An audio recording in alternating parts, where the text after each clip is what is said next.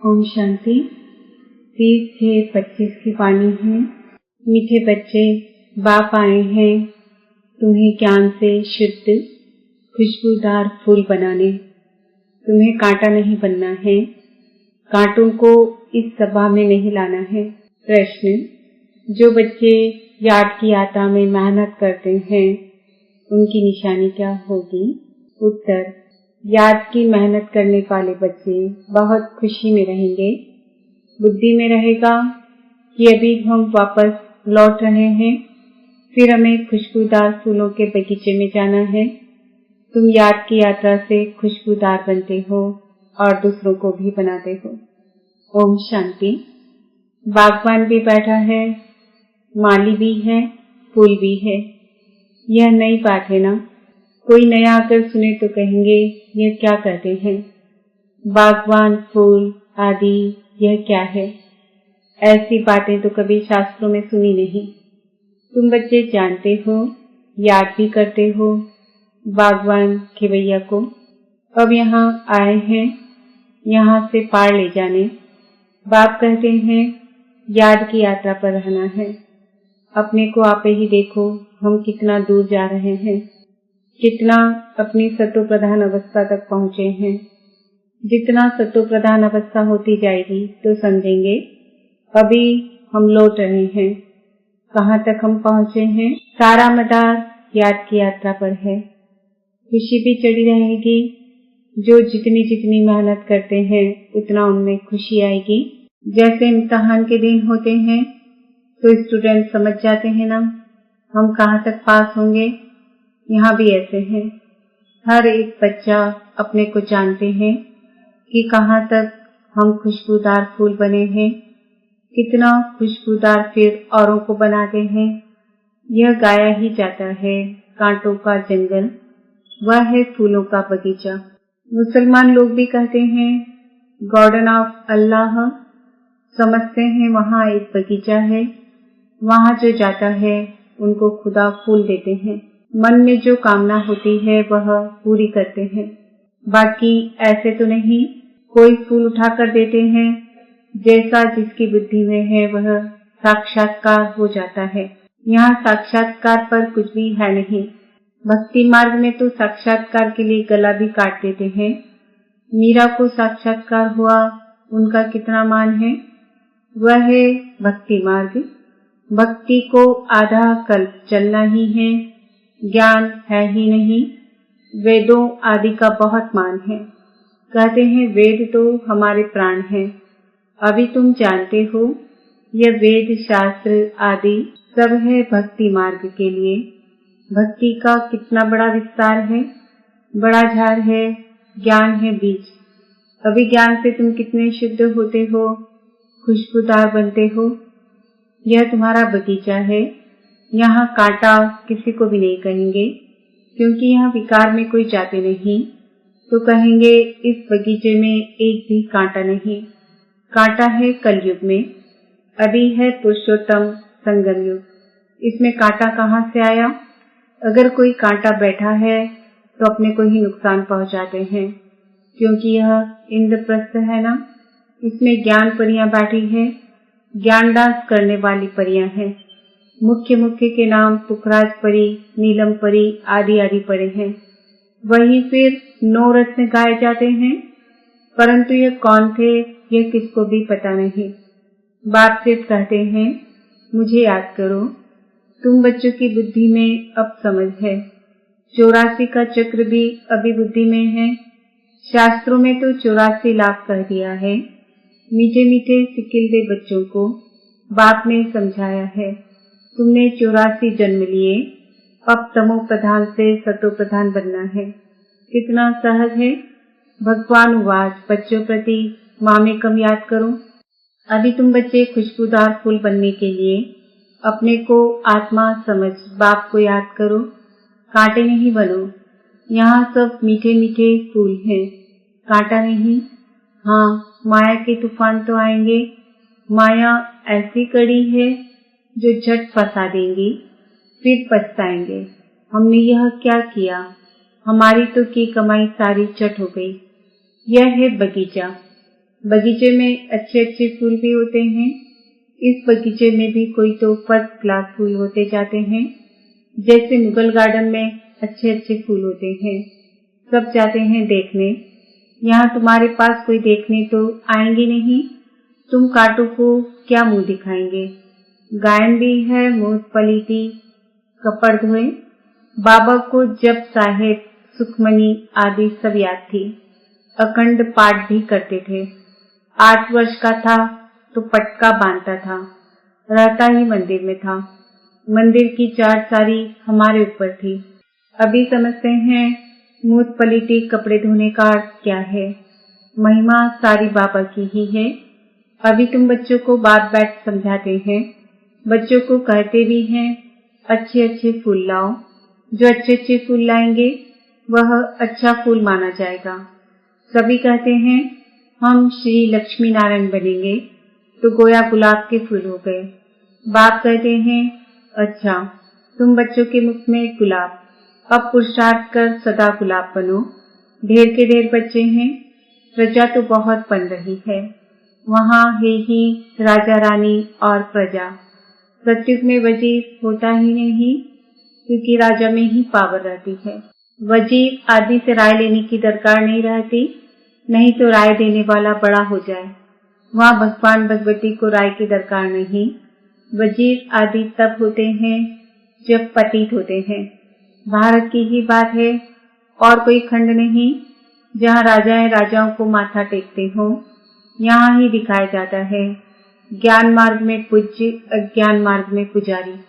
वह डबल ताज, वह सिंगल ताज। भारत जैसा पवित्र खंड कोई है नहीं। पैराडाइज बहिष्ठ था, तुम उसके लिए ही पढ़ते हो। अभी तुमको फूल बनना है। बागवान आया है, माली भी है। माली नंबरवार होते हैं। बच्चे भी समझते हैं यह बगीचा है, इसमें कांटे नहीं, कांटे दुख देते हैं। बाप तो किसको दुख नहीं देते, वह है ही दुख हरता सुख करता। कितना मीठा बाबा है। तुम बच्चों को बाप पर लव है, बाप भी बच्चों को लव करते हैं ना। यह पढ़ाई है। बाप कहते हैं मैं तुमको प्रैक्टिकल में पढ़ाता हूँ। यह भी पढ़ते हैं, पढ़कर फिर पढ़ाओ तो और भी कांटे से फूल बने। भारत महादानी गाया हुआ है, क्योंकि अभी तुम बच्चे महादानी बनते हो। अविनाशी ज्ञान रत्नों का तुम दान करते हो। बाबा ने समझाया है आत्मा ही रूप बसंत है, बाबा भी रूप बसंत है। उनमें सारा ज्ञान है। ज्ञान का सागर है परमपिता परमात्मा, वह अथॉरिटी है ना। ज्ञान का सागर एक बाप है, इसलिए गाया जाता है सारा समुद्र स्याही बनाओ तो भी घुटने वाला नहीं है। और फिर 1 सेकंड में जीवन मुक्ति का भी गायन है। तुम्हारे पास कोई शास्त्र आदि नहीं है। वहाँ कोई पंडित आदि के पास जाएंगे तो समझते हैं यह पंडित बहुत पढ़ा हुआ अथॉरिटी है, इसने सब वेद शास्त्र कंठ किए हैं। फिर संस्कार ले जाते हैं तो छोटेपन से फिर वह अध्ययन कर लेते हैं।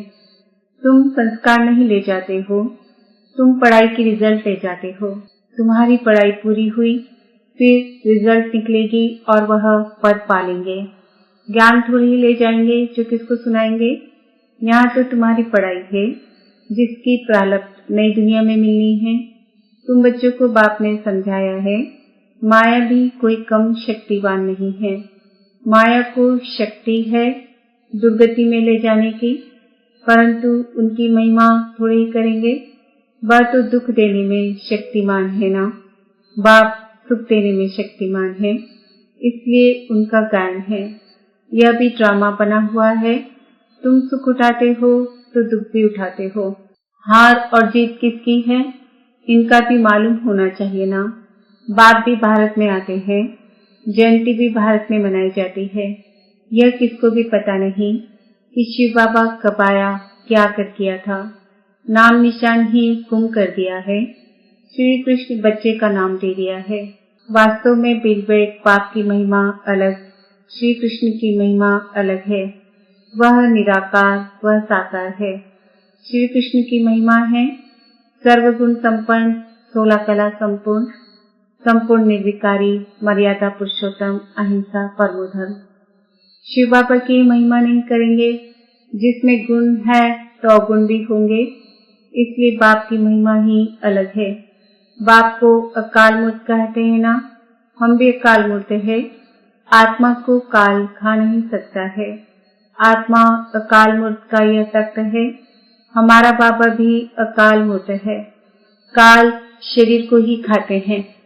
यहाँ अकाल मूर्त को बुलाते हैं, सत्युग में नहीं बुलाएंगे, क्योंकि वहाँ तो सुख ही सुख है। इसलिए गाते भी हैं, दुख में सिमरन सब करे, सुख में करे न कोई। अभी रावण राज्य में कितना दुख है। बाप तो स्वर्ग का मालिक बनाते हैं, फिर वहाँ आधा कल्प कोई पुकारते ही नहीं। जैसे लौकिक बाप बच्चों को श्रृंगार कर वर्षा दे, खुद वानप्रस्थ अवस्था लेते हैं। सब कुछ बच्चों को देकर कहेंगे, अभी हम सत्संग में जाते हैं, कुछ खाने के लिए बहसते रहना। यह बाबा तो ऐसे नहीं कहेंगे ना। यह तो कहते हैं, मीठे मीठे बच्चों, हम तुमको विश्व की बादशाही देकर वानप्रस्थ में चले जाएंगे। हम थोड़े ही कहेंगे खाने के लिए भेजना। लौकिक बच्चों का तो फर्ज है बाप की संभाल करना, नहीं तो खाएंगे कैसे। यह बाप तो कहते हैं, मैं निष्काम सेवाधारी हूँ। मनुष्य कोई निष्काम हो न सके, भूख मर जाए। हम थोड़े ही भूख मरेंगे, हम तो अभोक्ता हैं। तुम बच्चों को विश्व की बादशाही देकर हम जाए विश्राम करते हैं। फिर हमारा पाठ बंद हो जाता, फिर भक्ति मार्ग में शुरू होता है। यह अनादि ड्रामा बना हुआ है, जो राज बाप बैठ समझाते हैं। वास्तव में तुम्हारा पाठ सबसे जास्ती है, तो इजाफा भी तुमको मिलना चाहिए। मैं आराम करता हूँ तो तुम फिर ब्रह्मांड के भी मालिक, विश्व के भी मालिक बनते हो। तुम्हारा नाम बड़ा होता है। यह ड्रामा का राज भी तुम जानते हो। तुम हो ज्ञान के फूल, दुनिया में एक भी नहीं। रात दिन का फर्क है, वह रात में है, तुम दिन में जाते हो। आजकल देखो, वन उत्सव करते रहते, अब भगवान मनुष्यों का वनोत्सव कर रहे हैं। बाप देखो कैसे कमाल करते हैं, जो मनुष्य को देवता, रंग को राजा बना देते हैं। अभी बेहद के बाप से तुम सौदा लेते आए हो, कहते हो बाबा हमको रंग से राव बनाओ। यह तो बहुत अच्छा ग्राहक है। उनको तुम कहते भी हो दुख हरता सुख करता। इन जैसा दान कोई होता ही नहीं, वह है सुख देने वाला। बाप कहते हैं भक्ति मार्ग में भी मैं तुमको देता हूँ। यह ड्रामा में नूंद है साक्षात्कार आदि की। अब बाप बैठ समझाते हैं मैं क्या क्या करता हूँ, आगे चलकर समझाते रहेंगे। आखिरी अंत में तुम नंबरवार कर्मातीत अवस्था को पाएंगे। यह सब ड्रामा में नूंद है, फिर भी पुरुषार्थ कराया जाता है। बाप को याद करो, बरोबर यह महाभारत लड़ाई भी है, सब खत्म हो जाएंगे, बाकी भारतवासी ही रहेंगे। फिर तुम विश्व पर राज्य करते हो। अभी बाप तुमको पढ़ाने आए हैं, वही ज्ञान सागर है।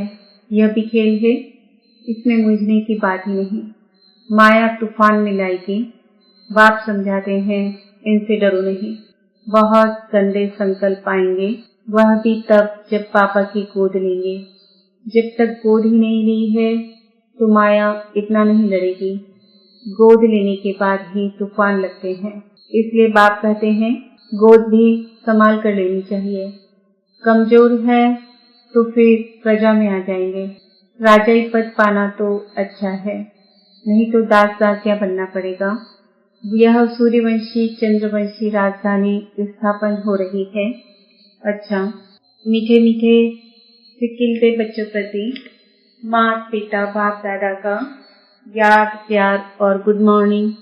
रूहानी बाप की रूहानी बच्चों को नमस्ते। हम रूहानी बच्चों की रूहानी माता पिता बाप दादा को याद प्यार गुड मॉर्निंग नमस्ते ओम शांति। धारणा के लिए मुख्य सार, रूप बसंत बन अविनाशी ज्ञान रत्नों का दान कर महादानी बनना है। जो पढ़ाई पढ़ते हो वह दूसरों को भी पढ़ानी है। किसी भी बात में मूंझना व डरना नहीं है, अपनी संभाल करनी है। अपने आप से पूछना है, मैं किस प्रकार का फूल हूँ? मेरे में कोई बदबू तो नहीं है? वरदान, दृढ़ संकल्प द्वारा कमजोरियों रूपी कलयुगी पर्वत को समाप्त करने वाले समर्थी स्वरूप हो। दिल से कष्ट होना, किसी भी संस्कार व परिस्थिति के वशीभूत होना, व्यक्ति व वैभवों की तरफ आकर्षित होना, इन सब कमजोरियों रूपी कलयुगी पर्वत को दृढ़ संकल्प की अंगुली देकर सदा काल के लिए समाप्त करो, अर्थात विजयी बनो। विजय हमारे गले की माला है। सदा इस स्मृति से समर्थी स्वरूप बनो। यही स्नेह का रिटर्न है। जैसे साकार बाप ने स्थिति का स्तंभ बनकर दिखाया, ऐसे फॉलो फादर कर सर्व गुणों के स्तंभ बनो। स्लोगन, साधन सेवाओं के लिए है, आराम पसंद बनने के लिए नहीं। आज का समान है, मैं आत्मा समर्थी स्वरूप हूँ। आज के व्यक्ति इशारे, आत्मिक स्थिति में रहने का अभ्यास करो, अंतर्मुखी बनो। जैसे एटम बम एक स्थान पर छोड़ने से चारों ओर उसके अंश फैल जाते हैं, वह एटम बम है और यह आत्मिक बम है। इसका प्रभाव अनेक आत्माओं को आकर्षित करेगा और सहज ही प्रजा की वृद्धि हो जाएगी।